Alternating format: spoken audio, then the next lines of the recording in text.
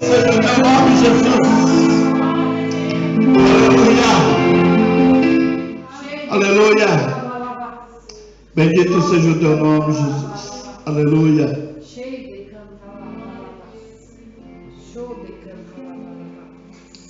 Engrandecido seja o nome do Senhor e Salvador Jesus Cristo. Aquele que pudesse assentar, fique à vontade. Deus abençoe a sua vida. Mais um culto de Santa Ceia, onde nós renovaremos os nossos votos a Deus, né? Se nós fizemos uma aliança com Deus, toda Santa Ceia é uma renovação de votos, onde nós buscamos reconhecer em nós a fragilidade e reconhecer em Deus toda a força, todo o poder, para que o nome dele sobre nós seja poderosamente glorificado. Amém? Eu quero ler com você no livro de Eclesiastes, capítulo 3, verso 15. Aleluia! Para nós meditarmos um pouco. Hoje eu ia fazer como o Espírito Santo de Deus me fez voltar lá atrás, como o Espírito Santo de Deus me fez ir há 30 anos atrás, fazer uma retrospectiva daquilo que é a nossa carreira sobre a face da terra, daquilo que Deus tem para nós. Eu ia brincar com a Né e falar assim: onde está escrito isso? Porque há 30 anos atrás era assim que eu fazia. Deus ministrava o meu coração e eu estava trabalhando, Deus falava algo no meu coração, eu não sabia nem que era Deus, não sabia nem que era Deus que estava falando comigo, e Ele ministrava um versículo no meu coração e eu virava para a Né e falava: onde está escrito isso? E ela falava: está em tal lugar. E hoje, quando eu saí do banho, ela vem na minha direção e fala: o pastor estava pregando isso e isso. Eu falei: para. Ela não deixou nem eu perguntar para ela o que eu estava planejando perguntar. Aí eu falei: não, para, senão vai. Porque na realidade o que Deus ministrou no meu coração era mais ou menos aquilo que ela estava querendo falar para mim. Então eu falei: não vem dar ideia para mim, porque não é assim que funciona. Deixa Deus trabalhar na minha vida, no meu coração, para que seja feita somente a vontade dele. E a palavra de Deus no livro de Eclesiastes, capítulo 3, verso 15, diz assim: o que é, já foi, e o que há de ser, também já foi, e Deus pede conta do que passou. Amém? Há uma versão mais atualizada, que é a linguagem de hoje. Ela não somente é mais atualizada, como ela é mais amena. Ou seja, ela não diz que Deus vai pedir conta, ela fala sobre renovação, e Deus renovará todas as coisas. Aí, se você olhar com a palavra Deus vai pedir conta e Deus vai renovar, qual das duas você fica? Mas no original Deus vai pedir conta. Então não adianta a gente florear, não adianta a gente pensar, não adianta a gente querer fazer uma coisa querendo agradar a Deus, e no final das contas nós vamos estar cometendo erros diante dele, até mesmo de interpretação, porque a revista corrigida diz que Deus pede conta. A linguagem de hoje diz que Deus vai renovar todas as coisas. Só que como Deus vai renovar as coisas em cima daquilo que está tudo errado? O que Deus vai fazer daquilo que está errado? Ele vai consertar. E esse conserto significa o quê? Que Ele vai pedir conta. Amém? E Ele vai trazer juízo. Então eu quero trazer algumas coisas ao seu coração, que talvez a Bruna lembre, talvez a irmã viu um pouco, mas eu e a pastora, a gente passou por tudo isso, então a gente viu. Há 30 anos atrás, pouca coisa se sabia, ou pouca coisa se falava sobre o pastor. Por exemplo, o pastor, há 30 anos atrás, ele não era o prato principal nas casas dos crentes. Ele não era. Por quê? Porque as pessoas tinham não medo do pastor, mas elas tinham temor de Deus. Eles tinham temor porque eles liam nas Escrituras que Deus conhece o oculto e o escondido, e com Ele mora a luz. Então, se Deus tem o poder de conhecer o oculto e o escondido, tudo aquilo que eu estiver fazendo em oculto, o que Ele está fazendo? Ele está vendo. Então, nesse tempo havia temor a Deus. Do mesmo jeito que havia temor a Deus, também havia uma expectativa diante daquilo que estava por vir. Por exemplo, como manter os jovens dentro da igreja? Há 30 anos atrás já se pensava isso. Antes de eu me converter verdadeiramente, eu fui num culto da Renascer em Osasco, e lá não era um culto, era uma igreja de segunda-feira, aqui como a gente ora, lá era uma balada, era um show de rock. Era uma coisa assim que era para chamar a atenção, isso há 30 anos atrás. Então já existia, vamos fazer de um jeito com que a igreja não se torne tão monótona e chata.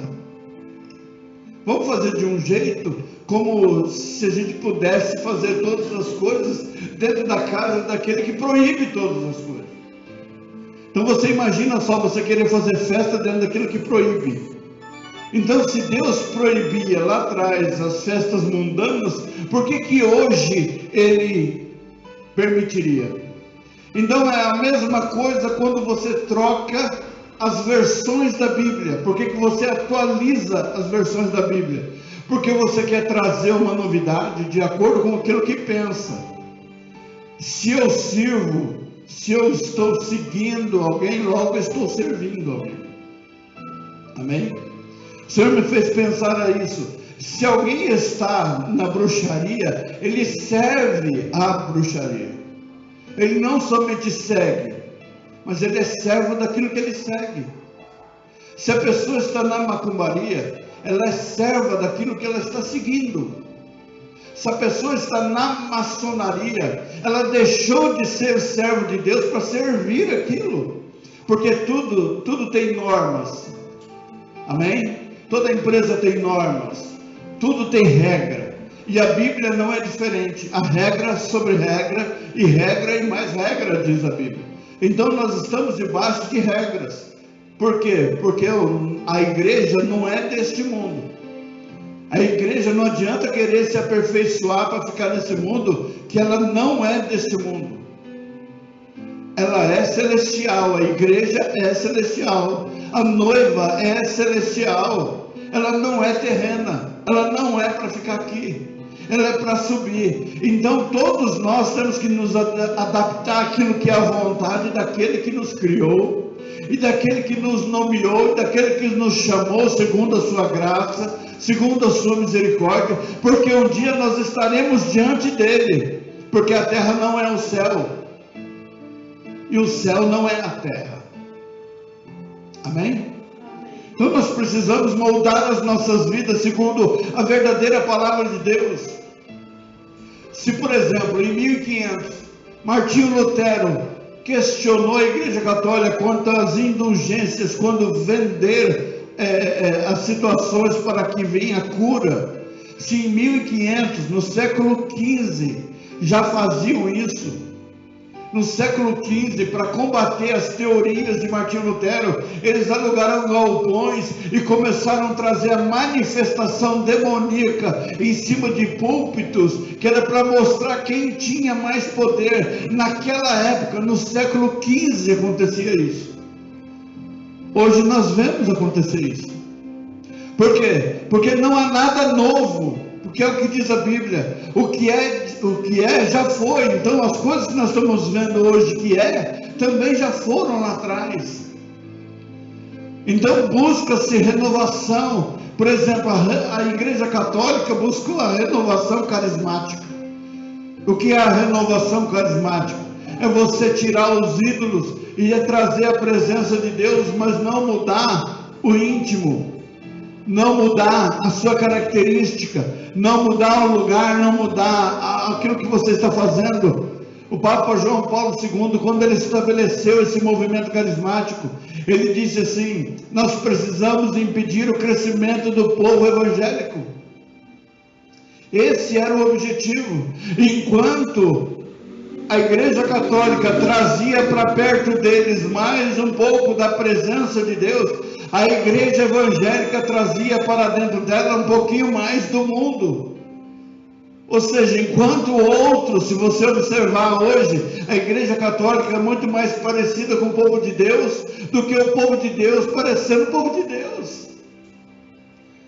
Porque você entra lá, ninguém fala do padre, mas você entra dentro da igreja, todo mundo fala do pastor. Então existe uma coisa, uma situação assim dentro que contaminou a igreja. E eu já disse isso aqui, já disse várias vezes, que a igreja ela não foi destruída de fora para dentro, ela foi destruída de dentro para fora. Então lá atrás, há 30 anos atrás, se buscava um meio de fazer com que os jovens permanecessem dentro da igreja, e com isso foram trazendo as coisas do mundo para dentro da igreja. Chegaram a colocar até ringue de lutas dentro da igreja para ver se atraía os jovens, e atraía realmente, porque o irmão que estava com raiva do outro enchia ele de pancada. Já que tem um ringue, então, mas a Bíblia diz o quê? Que era para amar o seu próximo como a você mesmo. Então isso para muitos é muito ruim. Então a igreja começou, os irmãos, nós começamos a nos adaptar ao mundo. A igreja não tem que se adaptar ao mundo, o mundo que tem que se adaptar à igreja. A igreja precisa se adaptar ao Senhor e Salvador Jesus Cristo, aquilo que ela segue. Antigamente nós éramos chamados de os pequenos cristos. Hoje, do que somos chamados? Como é que as pessoas veem? As pessoas saem de dentro da igreja, como aquela Priscila Alcântara. Ela largou tudo. Você quer largar tudo? Você larga tudo. Qual é o problema? Vai viver a sua vida, mas não precisa cuspir no prato que você comeu. Não precisa estragar tudo aquilo, porque isso em nada fere a Deus, mas mancha. Então as pessoas saem falando o que elas querem para encontrar um culpado daquilo que elas hoje se encontraram. Se alguém que viveu na luz hoje encontrou as trevas e diz que hoje eu me encontrei, então, meu Deus, você sempre viveu nas trevas. Há uma farsa dentro da igreja. Então, vamos fazer assim, as pessoas vamos adaptando. Nós não podemos mexer porque fulano tem um dízimo bom, não podemos falar porque senão a família vai embora, não podemos fazer isso, e no final das contas, o que foi que aconteceu? Foi tudo embora. Olha, não vamos fazer isso porque senão vai acontecer isso. Aconteceu do mesmo jeito. Eu estava pensando aqui, eu até tenho um filme disso, do dia que eu vim aqui, vim com roupa velha, a igreja toda que estava aqui, ninguém percebeu, só uma irmã percebeu. E naquele dia, depois, ninguém perguntou nada. Ou seja, se naquele dia as pessoas já não se importavam, o que dirá depois? Então a igreja deixou de se importar uns com os outros. Aqueles que estão mais próximos, porque deixou o mundo entrar, fazer parte daquilo que é a igreja. Então vamos dizer assim, olha, eu realmente não tenho nada a ver com isso, não é problema meu. Não, a igreja é problema nosso. Nós somos a igreja do Senhor e Salvador Jesus Cristo. Nós somos o sal da terra. E se ele se tornar insípido, ou seja, sem gosto, ele vai ser lançado fora e vai ser pisado. Nós somos a luz do mundo. Nós viemos para iluminar esse mundo no meio das trevas. Nós viemos para fazer a diferença. Lá atrás eles queriam buscar um jeito de tornar a igreja mais atrativa. E hoje nós louvamos a Deus. O povo não se atrai pelo poder de Deus, gente. O povo não se atrai pelo poder de Deus e pela presença de Deus. Olha que tristeza dizer isso. Que tristeza. A gente vir para o culto e a gente falar: Senhor, vocês que estão nos ouvindo, porque a gente sabe que tem pessoas nos ouvindo, tem pessoas que estão falando: olha, nós estamos ouvindo vocês, mas isso não atrai elas, a presença de Deus não os atrai, mas um holofote diferente, uma luz colorida atrai mais. Olha que coisa! Nós vimos os nossos jovens misturar suco com água, colocar cubos de suco dentro de copos desse tamanho e misturar com energético. E nós, servos de Deus, dizíamos assim: não, não é nada, é só energético. Você sabe o que é o energético? Pega 1 quilo de açúcar e a energia, essa criança, ela não vai parar por 24 horas se você der uma colher de açúcar para ele. Porque o açúcar é energia. Ele vai provocar os neurônios, ele vai provocar alguma coisa. E a gente olhava aqueles copos desse tamanho assim, a gente achava: não, está tudo bem. Mas só que nos bastidores eles estavam colocando vodka. Aquela mistura era vodka. E sabe o que é vodka? Lá na Rússia é a pior bebida que existe, é a cachaça aqui no Brasil. A vodka vem para combater e ataca o fígado, começa a destruir, e nós olhávamos e dizíamos assim: não tem importância, está dentro da igreja, não tem importância, porque se a gente falar do energético, nós estamos colocando as pessoas para fora da igreja, e elas foram do mesmo jeito. Quando as crianças do passado faziam aniversário, olha que coisa interessante, né? Há tempos atrás nós vimos algumas fotos, eu vi algumas fotos que a Neve mostrou, de aniversários bem antigos, de 30, 40 anos atrás, de pais que fizeram aniversário de seus filhos com arco-íris, há 40 anos atrás, e cantaram parabéns e pique-pique e glória, glória para eles. Beleza. Sabe o que são esses jovens hoje? Sabe o que são esses jovens hoje? Homossexuais. Sabe qual é o símbolo do homossexual? Arco-íris.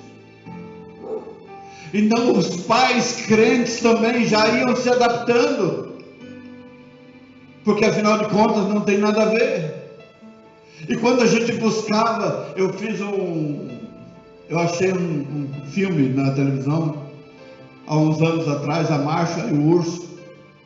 Não sei se vocês já assistiram, mas é lindo aquilo ali, eu acho maravilhoso. É russo, é um filminho russo, e eu achava muito bonito a amizade da Marcha com o Urso, e no final das contas acabou até fazendo um aniversário da Ana com esse tema da Marcha e o Urso. Eu falei: beleza. Agora, quantos temas de aniversário nós vimos no passado? Há pessoas que fizeram festa de 14 anos para a filha. Qual era o tema? Neon. O now. Sabe o que significa now? Não? Vou escrever aqui para quem está ouvindo, é N-O-W. New Ordering World. Significa nova ordem mundial. Sabe o que significa isso? Significa os cabeças daqueles que estão mudando toda a característica humana, incentivando a mortandade, incentivando a destruição da família, incentivando o aborto, incentivando a homossexualidade. Antigamente nós combatíamos o pecado, hoje somos combatidos pelo pecado. Amém? Quem está entendendo, diga amém. Amém? Hoje somos combatidos, porque hoje não podemos falar do fumante, não podemos falar do drogado, não podemos falar do homossexual, não podemos falar em si do pecado, mas o pecado pode nos atacar, aquele que está lá fora pode nos atacar. Então a igreja deixou de ser igreja do Senhor para ser uma igreja mundana, e nós precisamos voltar à estaca zero, como a irmã Bruna estava falando dentro do carro hoje. A hora que a gente estava vindo, eu ouvi alguma coisa, dizer assim sobre alguém, o que eu preciso fazer? Você precisa voltar ao começo de tudo. A palavra de Deus diz: lembra-te de onde caíste e volte à prática do primeiro amor. Lembra de onde você errou e volte ao ponto, estaca zero se for necessário, mas volte à prática da palavra de Deus. Ontem eu falei para a pastora assim, falei, pega aí a sua Bíblia, quem está com a sua Bíblia, pega aí a sua Bíblia. Quando você lê essa Bíblia, olha que coisa interessante, fique gravado isso na sua mente. Quando você lê essa Bíblia, existe um arquivo aqui na sua mente, e ele vai ficar registrado, o que você acabou de ler. Quando você tem um celular, a memória é de quem? É sua ou é do celular? E tudo que você tem está armazenado aqui. Quando você lê aqui, tudo fica armazenado aqui. Então veja bem como é que está a situação no mundo hoje. As pessoas não armazenam mais nada aqui, armazenam tudo no celular. Veja o pânico que é quando quebra um computador. Veja o pânico que é quando quebra um celular. Porque alguém diz assim, a minha vida estava ali. Quando alguém vem e rouba, está roubando o quê? Está roubando a vida da pessoa. Por quê? Porque ela confiou naquilo, a memória dela estava naquilo, o pensamento dela estava naquilo. Agora o Senhor hoje, Ele fala para a gente voltar e colocar os nossos olhos nele, voltarmos os nossos olhos para Jesus, voltarmos à prática da leitura da palavra, voltarmos à prática do joelho no chão, porque ainda funciona, ainda em 2024 funciona orar, querido.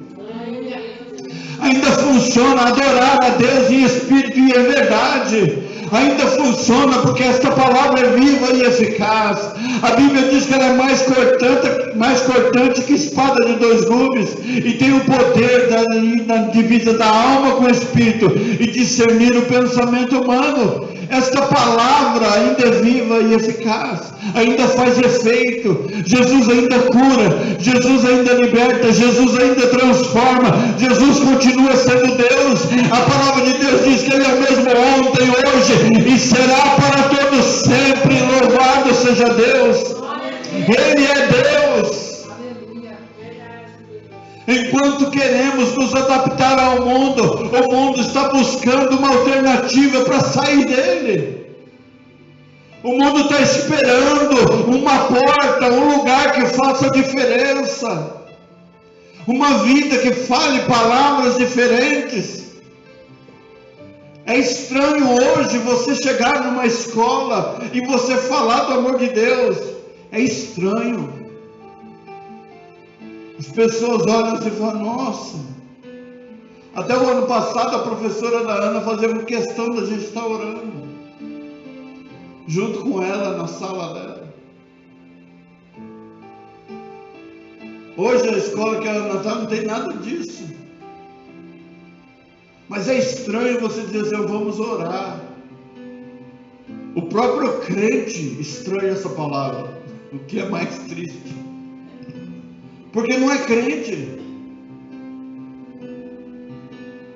E o que é mais triste, sabe o que é? É que os crentes raiz estão indo tudo embora. Os boi na branca estão indo tudo embora. Está ficando só os Nutella, só os recruta. Não fala de Nutella, agora só ficando os recruta. Até o Jorge riu. O que vai ser dessa geração, meu Deus do céu?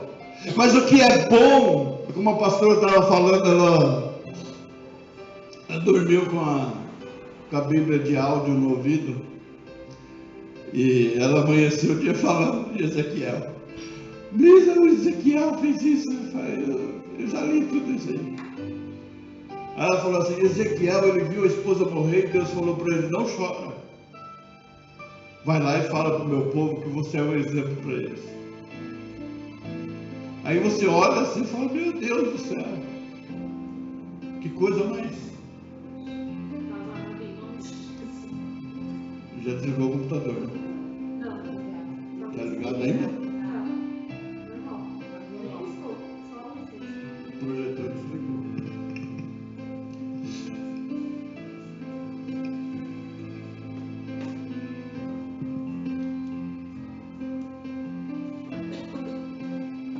Aleluia. O Ezequiel serviu de exemplo. A dor dele serviu de exemplo para Deus dizer para o povo assim: olha, vocês prestem atenção.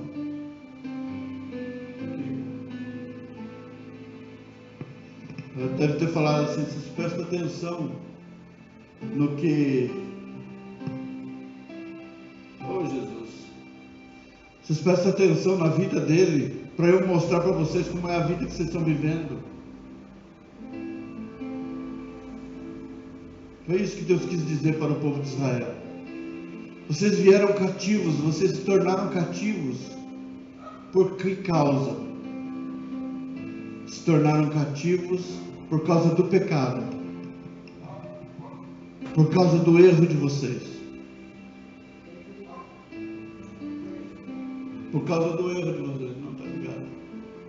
Por causa do erro de vocês.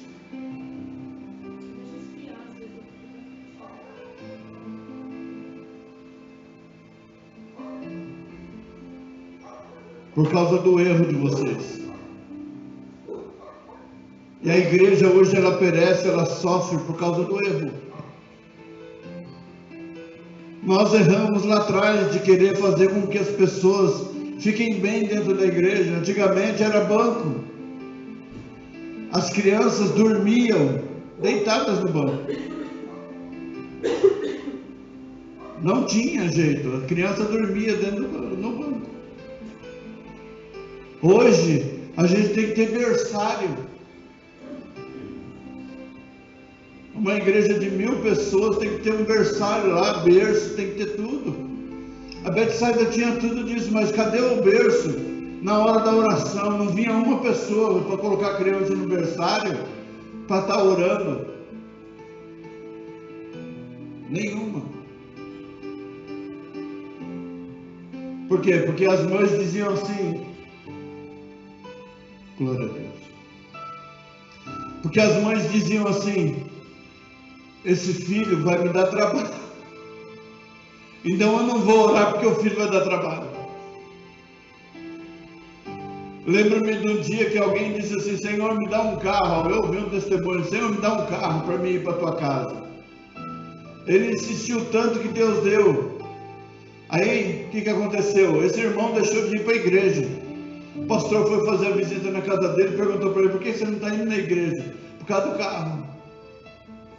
Porque se chover vai molhar. A rua de terra vai sujar. Então eu não estou indo agora. Tem pessoas que pedem filho para Deus e depois não vai para a igreja por causa do filho. Tem pessoas que pedem bênção para Deus e depois não vai para a igreja por causa da bênção. Então as pessoas pensam assim que Deus está se deixando levar. Mas vai haver um momento que Ele vai pedir conta disso. Porque Ele diz dentro da sua palavra, o que é já foi, o que há de ser também já foi. Ou seja, Ele fala do passado e Ele fala do futuro. O que está por vir também já era. Olha que palavra dura para o meu e para o seu coração nessa manhã. O que está por vir ele também já foi.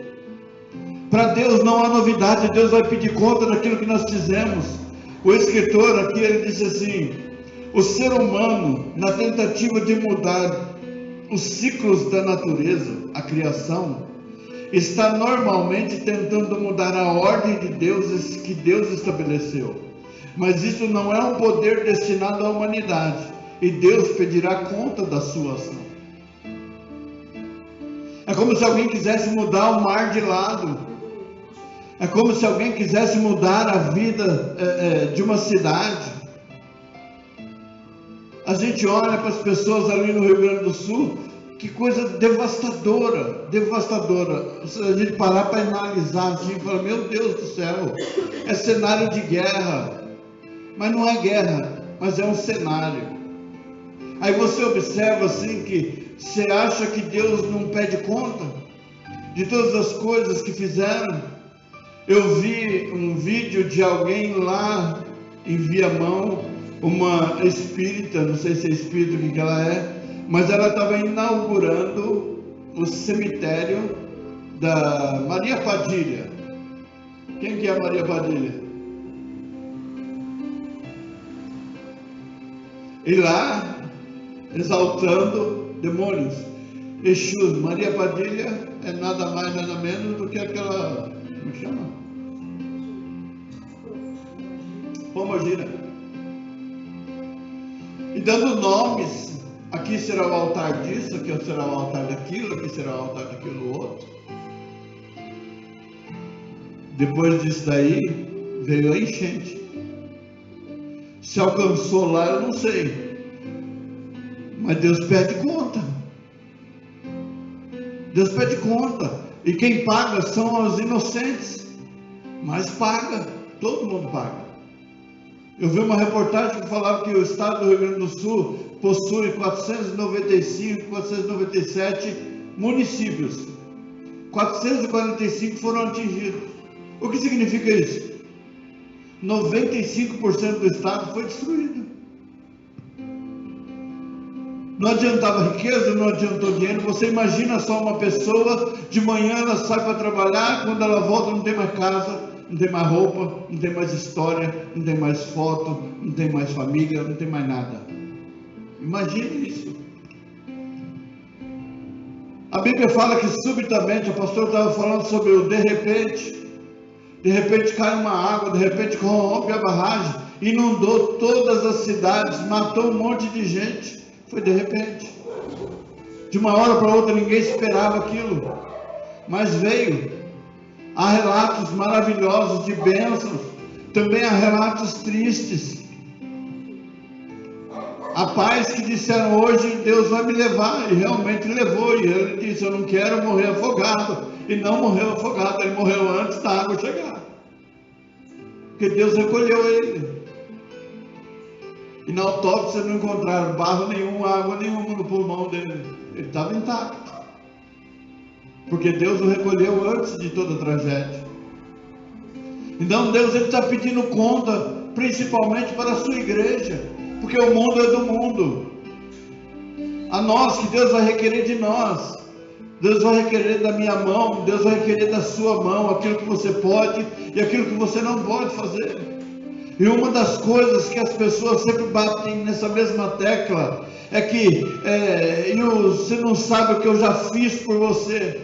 Tudo bem, o que você deve ter feito deve ser 0,01% daquilo que Deus mandou você fazer. E ainda falta 99%, só que Deus vai requerer aquilo que você não fez. Porque o que você fez, se foi bom, tem recompensa, se foi ruim, tem recompensa. Mas o fato de você não fazer aquilo que Deus determinou, também tem recompensa. Então Ele está chamando a nossa atenção. Essa é a palavra para nós. Se nós temos alguém que nos pergunta, o que é que eu faço agora? Você precisa se voltar para Deus. No livro de Josué, capítulo 15, se não me falha a memória, a palavra de Deus diz assim, Josué instruindo o povo, ouça os seus profetas, creia em suas palavras, porque eles foram nomeados pelo Senhor. O Senhor é assim, se você estiver com Ele, Ele estará contigo, se vocês o deixarem, Ele também te deixará. No livro de Neemias, a palavra de Deus, no livro de Esdras, a palavra de Deus diz assim que Esdras, depois do cativeiro, quando chegaram em Jerusalém, ele reúne todo o povo, sobe em cima de um caixote, de um púlpito e começa a anunciar ao povo, a partir de hoje, nós vamos retomar aquilo que Deus determinou lá atrás. As pessoas querem avivamento hoje, avivamento é voltar os olhos para Deus. Avivamento é voltar os olhos para a palavra de Deus. Avivamento é viver segundo a vontade de Deus. Não é viver segundo a vontade do mundo. A ser avivado no Espírito Santo de Deus é cumprir com a sua palavra. Não é seguir pessoas. A internet está cheia de estou te seguindo. Até a Giovanici no Facebook tem 1000 seguidores, mas a igreja permanece vazia. Olha o detalhe.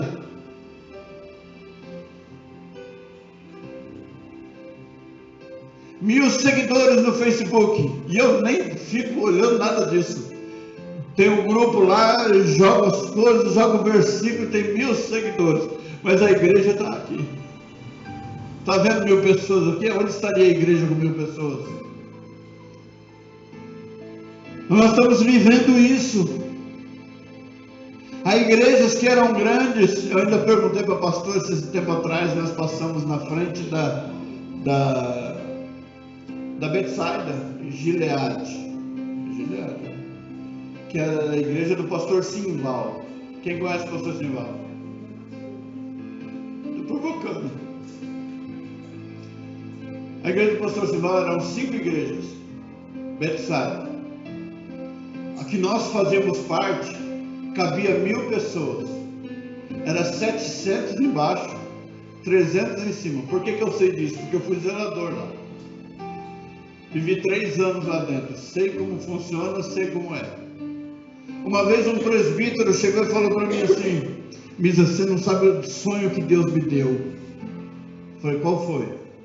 Ele disse assim que Deus, ele passava um furacão dentro da igreja, e eu via assim, ó, ali tinha postes de ferro que chegavam até o teto, traves, tudo era travado, um grande galpão, então tinha traves no meio assim. Ele falou assim, que o vento arrancava tudo isso, e o púlpito se dividia. Eu falei assim, você já falou isso para os pastores? Ele falou, nem adianta. Nem adianta. Passado um tempo, a igreja foi dividida. Aquela igreja para 1000 pessoas, a sede em Carapicuíba, acho que cabia 1.500, 2.000 pessoas. Era muito grande. A igreja da Vila Dias cabia umas 300 pessoas. Esse era a igreja da Raposo Tavares, que hoje é o pastor Noel. Acho que tinha ali umas 300 pessoas também. Era uma grande igreja, um grande ministério na época, que foi dividido. Começou se dividindo em 5 pessoas, em 5 pastores. Cada um foi para um canto, cada um foi para um lugar. E a porta da igreja do pastor Simval hoje é do tamanho da nossa.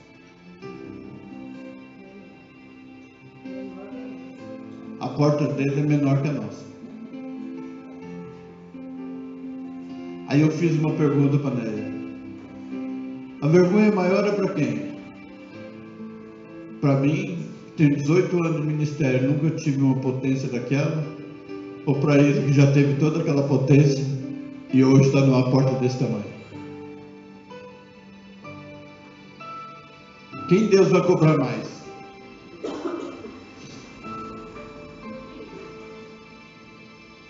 Quem vocês acham que Deus vai cobrar mais? Todas aquelas pessoas, muitas delas se perderam. Hoje eu entendo assim que foi por puro capricho, por falta de pulso ou decisão de quem estava à frente. Porque se tinha alguém ali que poderia controlar e levar aquela igreja até os dias de hoje, era o pastor Noel. Por que tiraram ele dali? E ele continuou. Por capricho. Por capricho. Por quê? Porque alguém não podia decidir que o outro, você fica quieto aí, rapaz. Senta aí que você não manda nada aqui não. Não. Pega a igreja e entrega na mão daquele que tinha que dizer, você não manda nada. E deixa rachar. E aconteceu muitas outras coisas que foram entrando dentro daquilo que eu estava dizendo sobre você trazer o mundo para dentro da igreja. Um culto de jovens, uma vez alguém se vestiu de diabo, de demônio mesmo. E tinha criança que entrava debaixo da cadeira, de medo. Fala, tudo bem, você sabe fazer isso? Até hoje, se você vê o grupo de teatro Jeová de Si, você vê a preparação deles para poder fazer aquilo que eles fazem. A preparação, jejum, consagração. Olha, você precisa se colocar porque você vai incorporar o diabo. Incorporar o diabo. Você vai incorporar o diabo e você vai se manifestar aqui dentro para mostrar que o diabo é diabo para quem é crente. Só que depois esse diabo não sai mais. Permanece lá e parece que ele se multiplica em células e começa a destruir tudo. Então aonde começou a destruição? Nesse jeito de fazer com que as coisas sejam igual ao mundo. O que se fazia? Aceitava-se de tudo. Sabe quem que era o chato da época na Betsaida? É o chato de hoje. Era eu. Mas os meninos sentavam comigo para conversar. Bêbado sentava do meu lado e me dava beijo. Por isso que agora tem paciência. Sentava perto de mim até me beijava. Vinha com a camisa do Corinthians. Sentava do meu lado, me abraçava, me beijava e falava, nossa, que homem cheiroso. Saía do bar e saía. Saía do barzinho ali e já entrava dentro da igreja. E eu ficava sentado lá conversando com ele, diácono, né? Até hoje no bar, você vê. Até hoje está lá. A igreja já saiu, mas o bar permanece. Mas eu vi ali uma coisa, que tinha uma pessoa que estava doidinha ali na época. Até quando eu trabalhei na farmácia da Néia ali, ele era bem doidinho, continuava doidinho. Hoje você vê no Facebook, o Antônio, o nome dele. Hoje você vê no Facebook, é um homem curado, liberto, lavado e remido no sangue do Cordeiro. Era coisa assim que você não imaginava, mas hoje você vê. E a gente orava, e a gente jogava Jesus em cima dele. Lá de cima a gente falava, Deus, cura esse homem. E ele parava na porta da igreja, balançava assim. Eu olhava para ele assim, eu falei, o sangue de Jesus tem poder na sua vida. Orava por ele, e hoje ele é salvo. Mas você vê um salvo para 1000 perdidos. Você um que estava lá fora, entrou para dentro, e 1000 que estava dentro, saiu para fora. Só que saiu para fora sem rumo, porque ali para eles era referência.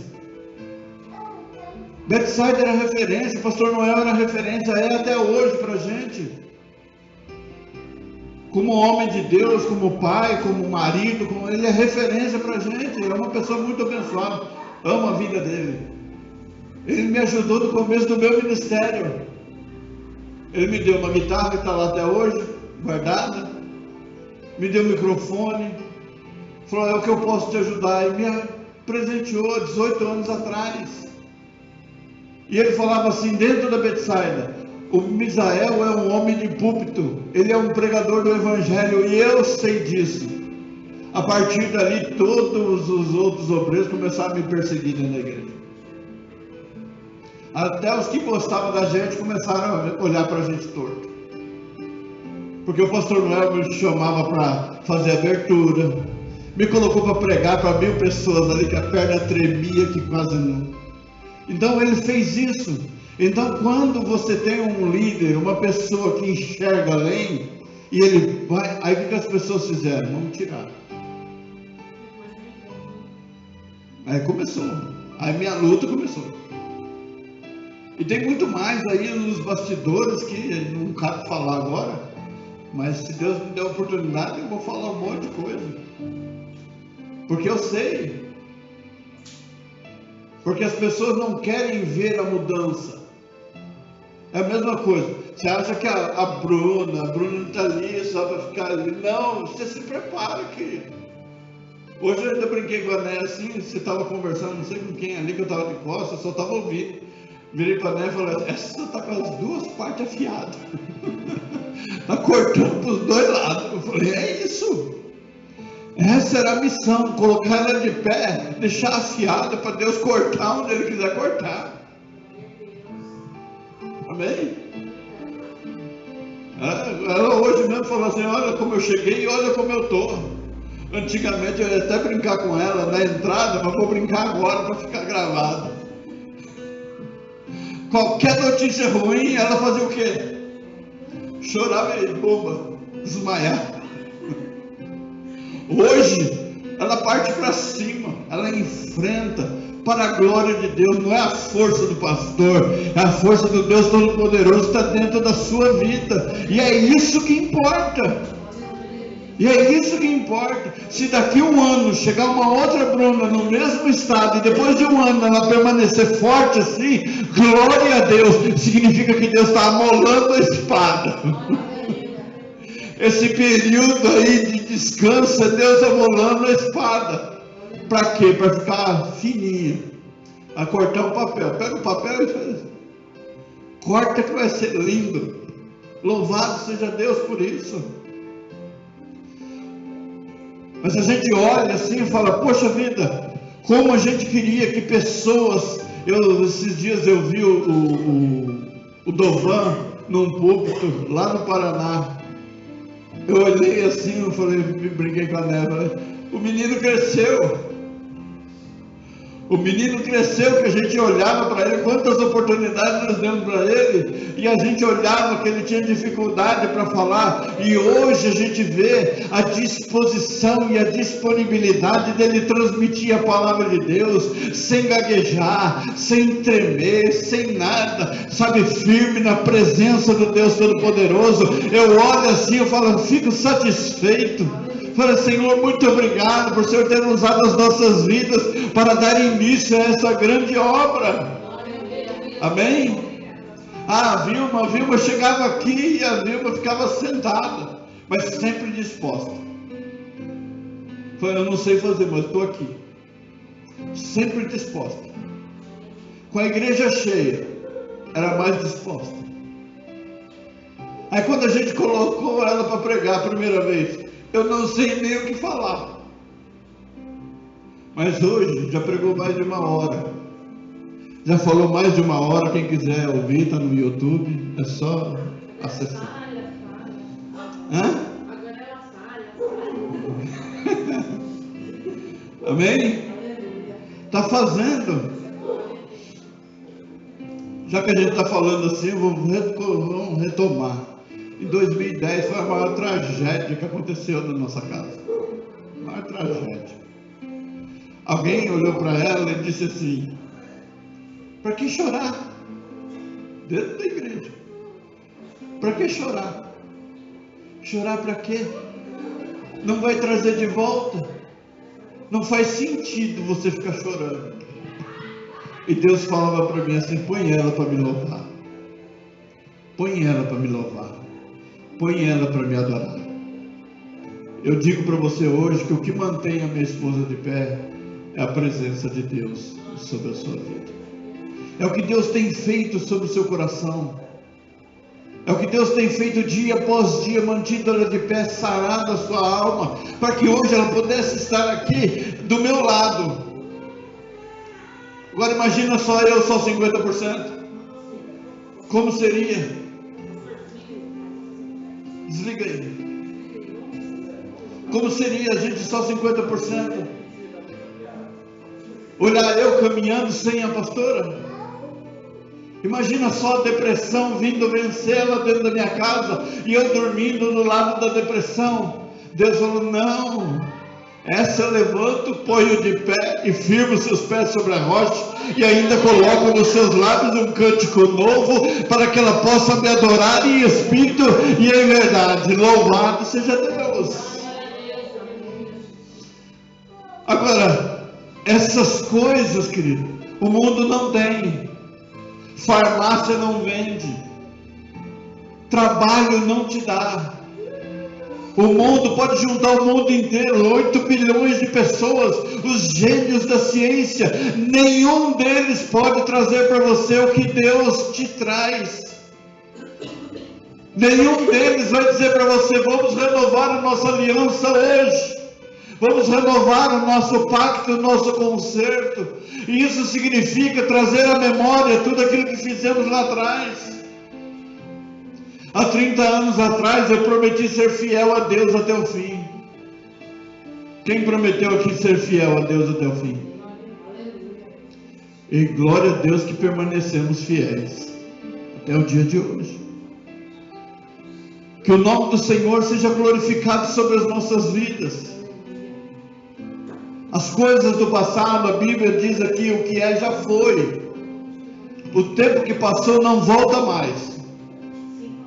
Esse 1 minuto que passou já não volta mais. Essa última hora que passou não volta mais. A oportunidade que temos é o agora. Então agora temos que fazer bem feito, para que o nome do Senhor sobre nós seja glorificado, para que do alto dos céus Ele se importe com aquilo que nós estamos fazendo, e Ele se apresente, e Ele derrame a sua Shekinah, e Ele traga a sua cura, porque Ele ainda cura nos tempos de hoje, Ele ainda liberta nos dias de hoje, Ele continua sendo Deus, louvado seja Deus, não importando as circunstâncias, vento, tempestade, quando vem o furacão, a Bíblia diz que Ele tem um caminho no meio do furacão, no meio da tempestade. No meio da luta Ele tem uma saída, Ele sempre tem uma porta aberta. Ele diz que a porta que Ele abre ninguém fecha, e a porta que Ele fecha ninguém abre, porque não tem força, porque Ele é Deus sobre as nossas vidas, e sempre será o nosso Deus, sempre será, sempre. Ninguém pode, o diabo ele combate você porque não pode combater Deus. O inimigo vem contra a sua vida porque sabe que contra Deus ele não tem poder. E se você se levantar na autoridade do Deus Todo-Poderoso, o diabo vai descobrir que ele também não vai poder com você, porque existe um Deus sobre a sua vida. É que nós estamos passando a mão na cabeça do diabo e estamos aceitando tudo aquilo que ele quer. Mas o dia que nós nos revoltarmos contra Ele e nos posicionarmos diante de Deus, nós já somos mais do que vencedores por aquele que nos amou. Bendito seja o nome do Senhor. Nós já somos mais do que vencedores. Tudo acontece com permissão nossa. Alguém mandou mensagem para mim, eu respondi com versículos da Bíblia. Depois eu coloquei assim, olha, o que nós vivemos hoje é o fruto das nossas escolhas lá atrás. Você é a escolha, você foi a escolha. Então você escolheu tudo isso, então você vive tudo aquilo que você escolheu. A palavra de Deus lá atrás reuniu o povo de Israel no meio de 2 montes e disse: eu coloco diante de vocês a bênção e a maldição. Escolhe hoje o que vocês querem. Josué reúne todo o povo e diz para eles: olha, escolha o Deus que vocês querem servir, se é o Deus de antes de que nós servimos no Egito, ou o Deus que nós servimos agora, porém a minha decisão já está tomada, eu e a minha casa serviremos ao Senhor. Ele tomou uma decisão e a escolha é de vocês. Moisés ele coloca o bem e o mal para que as pessoas escolhessem. Jesus é o caminho, a verdade e a vida, ninguém vem ao Pai senão por Ele, e Deus está colocando Jesus e o mundo. Qual dos dois você escolhe?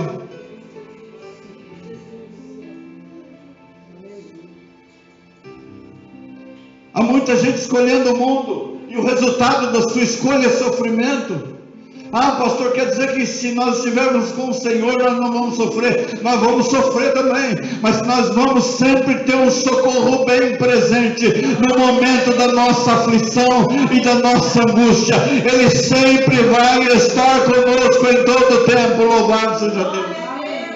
Porque o resultado das nossas escolhas é dor e sofrimento, mas quando escolhemos a Deus, Ele é Deus que sara as nossas feridas, Ele é o Jeová Jireh, o Deus que provê todas as coisas, Ele é a nossa justiça, Ele é o Deus que pode todas as coisas, Ele é Deus poderoso dos céus e sobre a face da terra, Ele é o Senhor Deus Todo-Poderoso, aleluia!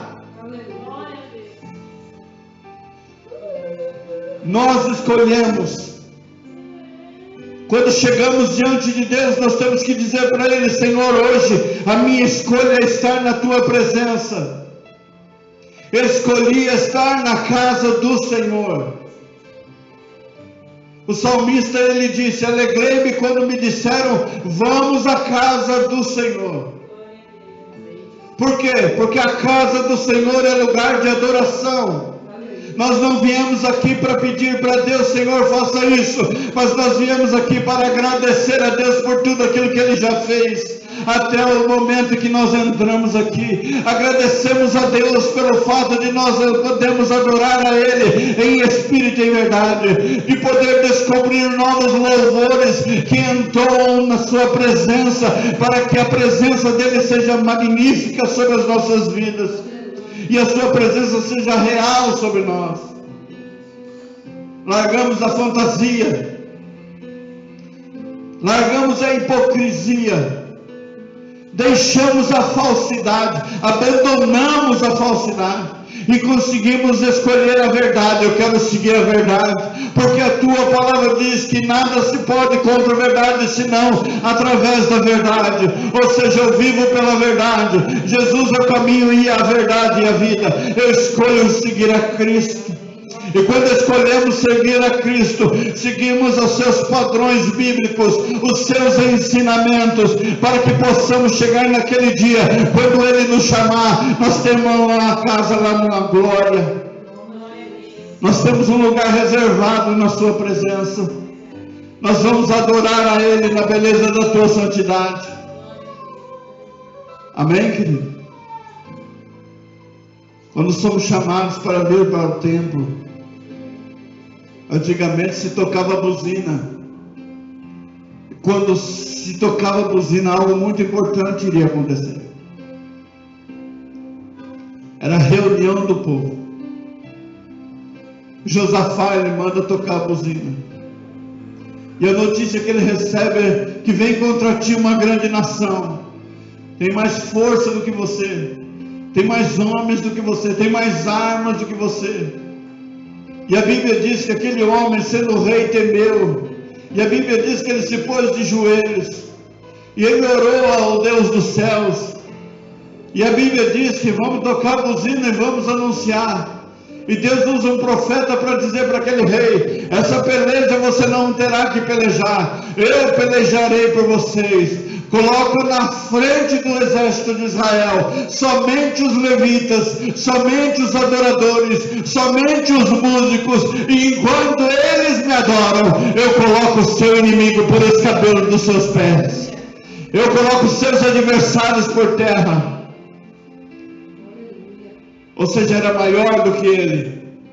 O mundo é muito maior do que a gente, mas existe um Deus que é maior do que todo esse mundo, e tem tudo sob o seu controle, e nada passa sem a tua permissão. Tudo que vier é permissão de Deus. O que não vier é porque Ele não permitiu, e se Ele não permitiu, não pode chegar. E o diabo não tem que ficar cutucando nem forçando brecha, porque nós não vamos dar brecha para ele. Amém? Louvado seja Deus. Curva a sua cabeça, querido. Aleluia, Jesus. Senhor Deus, eu sei que nesta manhã o Senhor ministrou ao meu coração, Pai, e me fez recordar muitas coisas que a tua igreja viveu, que eu vivi junto com a tua igreja, Pai, que eu faço parte disso. E hoje, Senhor amado, eu quero fazer como Neemias, que no momento em que ele recebe a notícia ruim, a tua palavra diz que ele sentou, chorou, lamentou, mas depois ele se levantou e buscou a tua face. Muitos, Pai amado, daqueles que fizeram o erro lá atrás, já foram recolhidos, já não estão mais entre nós. E não tem como, Senhor amado, que essas pessoas se consertem diante de Ti. Mas ficou uma brecha, e através dessa brecha, nós passamos tudo que passamos nos dias de hoje. Como é difícil a gente ouvir de Ti, não deixa manchar esse ministério. Há 18 anos o Senhor me disse isso, trazendo sobre os meus ombros uma responsabilidade, de não deixar com que o Teu nome sirva de chacota, ou sirva de escândalo, ou que a minha vida sirva de escândalo, Pai.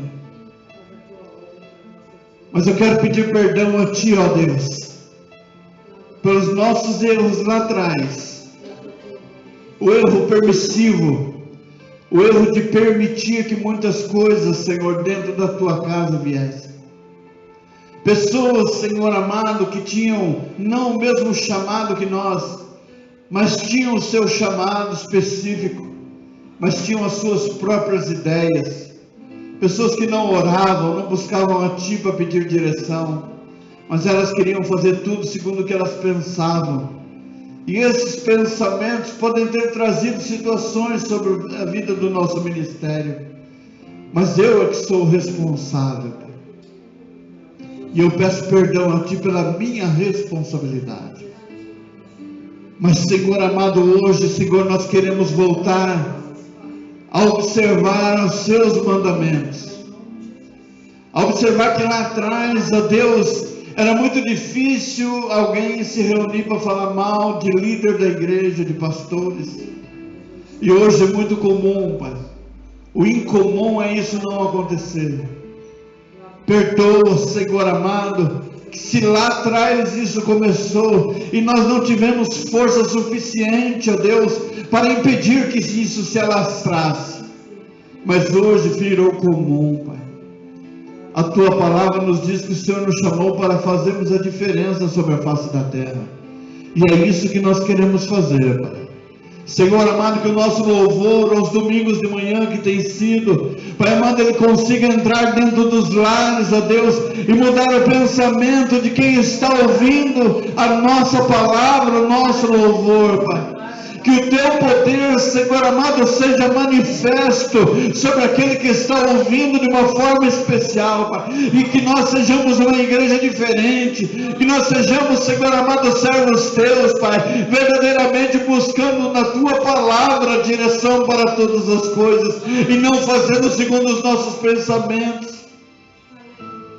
Pai amado, fortalece o nosso organismo, fortalece as nossas vidas, cura, Senhor amado, a minha alma, cura a minha vida, cura a vida, Senhor amado, da pastora Neia, cura a vida da irmã Bruna, Senhor, as notícias que ela recebeu, Pai amado, nós já repreendemos toda ação do maligno, Pai, porque ela ainda vai viver o melhor nesta terra, ela ainda vai ver cumpridas as suas promessas sobre a sua vida, e o Teu nome sobre ela será poderosamente glorificado, Pai. Eu Te louvo, Senhor amado, pela vida da irmã Vilma, Senhor amado, pela sua família, Senhor amado, Te louvo pela vida do seu esposo, pelos seus filhos, ó Pai amado, nós Te louvamos, fortalece a Tua serva, porque tem dias que ela senta, Pai amado, e diz, Senhor, eu não aguento mais, o Senhor fortalece ela, entra, Senhor amado, no seu íntimo, na sua alma, na sua mente, renovando as suas forças de uma forma especial. Abençoa a vida da Ju, Senhor amado, abençoa a sua mente, ó Deus, Pai amado, Tu tens o poder, assim como o Senhor trouxe a terra, mudando 10 graus, ó Pai, o Senhor pode mover o cérebro dela, o Senhor pode colocar os seus neurônios no lugar, Pai, mas isso não é tentar a Ti, Senhor amado, isso é dizer da sua capacidade, isso é exaltar o Teu poder, isso, Senhor amado, é mostrar ao mundo a Tua força, Pai amado, de fazer algo, Pai amado, que eu tenho certeza, Senhor amado, que isso vai espantar o mundo inteiro. E abençoe esse local, Pai, que sejamos, Senhor amado, aquilo que o mundo espera. Senhor amado, a Tua palavra fala sobre a rosa de Sarão, o lírio dos vales. Senhor amado, a Bíblia fala sobre o bom perfume de Cristo, que nós venhamos exalar o bom perfume de Cristo. A rosa de Sarão é conhecida pelo seu bom perfume, pelo seu bom aroma, mas só que ele é extraído de uma maneira diferente. Ele é amassado, e quanto mais amassado ele é, mais o bom perfume ele exala. Assim tem que ser, Senhor amado, a vida do crente. Pai amado, quanto mais amassado ele for, mais o bom perfume de Cristo ele vai exalar, e o Teu nome, Senhor amado, há de ser glorificado. Nesta manhã eu Te louvo, nesta manhã eu Te bendigo, nesta manhã eu Te adoro em espírito e verdade, nesta manhã eu Te agradeço pela oportunidade de renovar a minha aliança contigo. Pai amado, nós estamos na tua presença nesta manhã, Senhor amado, eu te louvo e te agradeço em o nome do teu Filho amado Jesus Cristo. Amém, Jesus, aleluia.